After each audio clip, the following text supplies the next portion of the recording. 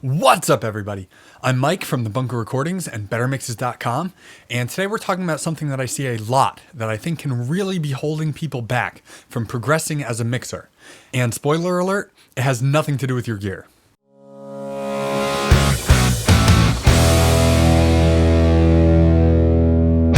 First off, Happy New Year, everyone. I hope you all had an awesome holiday season and are ready to kick some ass in 2023.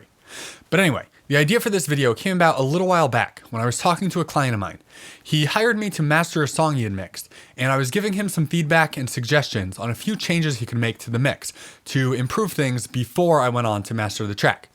I don't remember exactly what the issue was, but it was something related to the kick and bass levels and the general low end of the track. He said he used some trick he learned online that's supposed to give you perfect bass and kick levels, where you bring up a VU meter and turn the kick up until it's reaching a certain level, and then bring your bass in until the meter hits some other mark, and ta-da, your low end is supposed to be spot on. He said he felt like it was off, but figured that this fancy mixing trick was more likely to be right than his gut instinct. Well, it wasn't. And that wasn't the only time something like that has happened.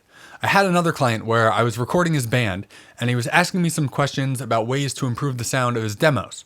He mentioned that he had tried the pink noise mixing technique, and I'm not going to explain too deeply how that trick works, because I don't really recommend anyone try it.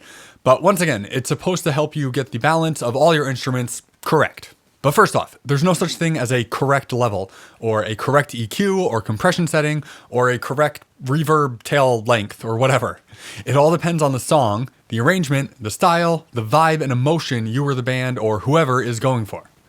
One song might be perfect with the bass super loud and upfront, while another might be perfect with it super low and subdued, just adding the slightest bit of fullness and roundness to the mix. So if you can't trust random mixing tricks or fancy AI tools to get your levels right, what can you trust? Your instincts. I know that's not the answer most people want to hear. It's much easier and maybe even more comforting to hear that some crazy trick or fancy new plugin can handle that part of the mix for you, but it's just not the case. At best, you might end up with a kinda okay, pretty boring, but mostly unoffensive mix, but that's not really what we should be aiming for. And some of you might be thinking, yeah, but Mike, my instincts suck when it comes to this stuff. And at this point, having an unoffensive mix sounds like a major win. But here's the thing. Your gut instinct is like a muscle. You need to exercise it for it to get stronger and better. If you rely too much on tricks and tools like that, you're never going to get better. Plus, your instincts and your taste when it comes to this stuff is probably better than you think.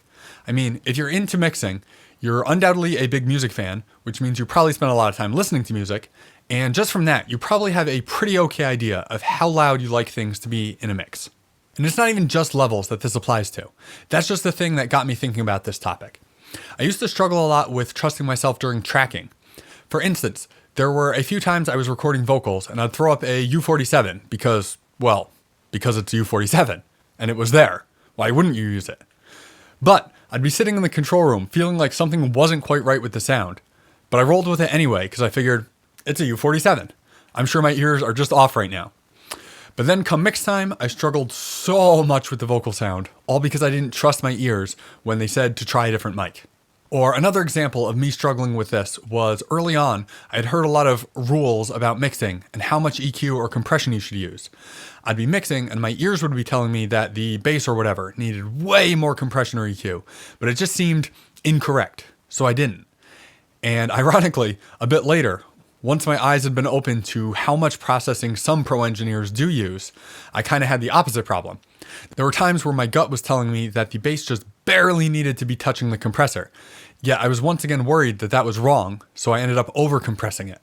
I know this video has been a little bit all over the place, but the main thing is that if you want to get better at mixing, you ultimately need to trust yourself and listen to yourself. Yes, there are tools and techniques that can help guide you in the right direction, but you can't just follow them blindly. Even when it comes to using reference mixes, something I always recommend to people and use myself during most of my mixes, you still can't just blindly try to match your reference tracks.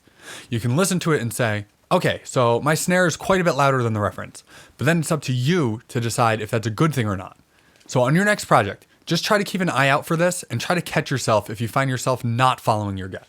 But anyway, I hope you found this video helpful. If you did, be sure to leave a thumbs up and subscribe. It really helps the channel.